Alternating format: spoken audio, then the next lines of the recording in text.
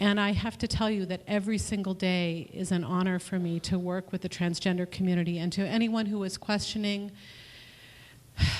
looking inside yourself and outside yourself, I bow to you. I am so moved. And I think it's a metaphor for all of us to each day really look inside ourselves and try to be the most true to ourselves and to show love every day.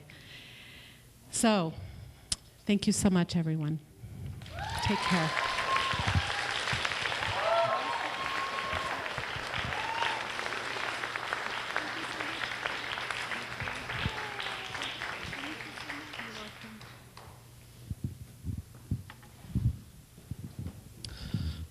Tonight we are taking time to celebrate the queer youth of Santa Cruz County.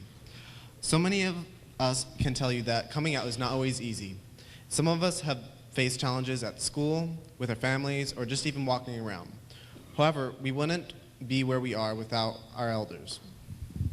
Every year, the Queer Youth Leadership Awards takes the time to celebrate our LGBT elders for their lifelong dedication to being themselves and for making room for us to be who we are. To honor our elders, I would like to welcome to the stage Cooper Smith, a 2009 Queer Youth Leadership Awardee, and Sandra Sandoval to talk to us about the importance of cross-generational mentoring, relationship between queer youth and LGBT elders.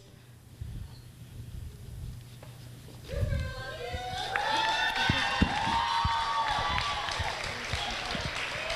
don't know who's going first. I am. Okay. You go first. Hi, I'm Cooper Smith. I'm a freshman at Harbor High. And okay, I think that as a queer youth in our community and society today, that the older LGBT men and women have helped us in several ways, even if it hasn't been personally. I mean, think about it. Where would we be today if it weren't for them? And even though we've come far in our fight for equality, we still have a ways to go.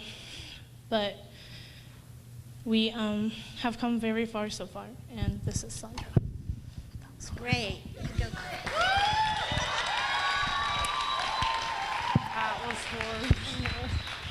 Hi, everybody.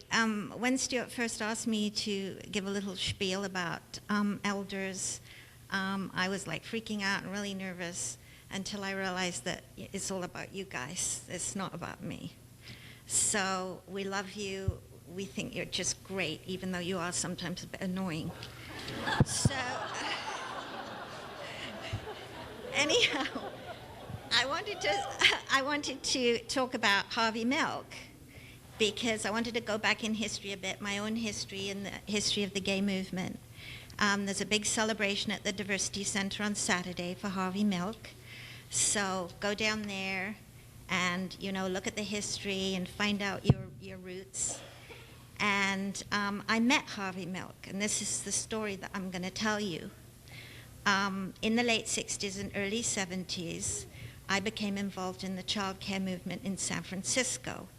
At that time, mothers generally stayed home. It was pretty radical for them to go out to work and leave their children, and there was very little infrastructure for daycare and child care centers. So we founded Mission Child Care, which was funded by the city of San Francisco. But because it was a government, they would be continuously cutting our funding, or the check would be in the mail, but it wasn't in the mail, etc., etc. And every time this happened, we'd take 40 or so kids down to City Hall and protest. Believe me, in the mayor's office, the sit-down was a riot, because nobody could get anything done with 40 kids running around, and they were all very sticky. And one time in a supervisor's meeting, we were in the middle of the agenda, and they put us right at the top because they just could not get anything done with the noise. Anyhow, periodically, we would march outside City Hall. And we'd take the little kids, and we'd kind of stroll with our big signs.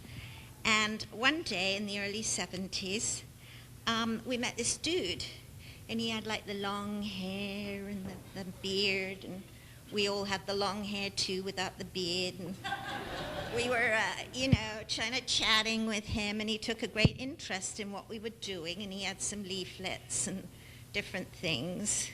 And we didn't really take any notice of him, but he joined in, asked us questions, strolled along with us, and he seemed really interested in us.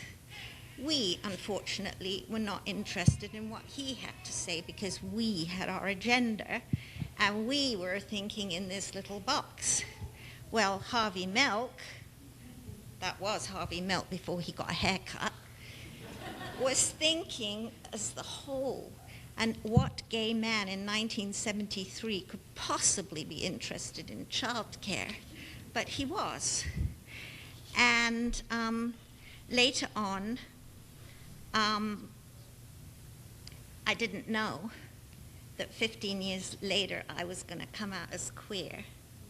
And later on, Harvey Milk, obviously, if he'd have lived, wouldn't have realized that queer families now need childcare because they're forming individual units of their own. So the point I'm trying to make is that we're all interconnected. We're all in boxes, but we need to get out. And we need to be interconnected in this way. So think outside the box, and peace.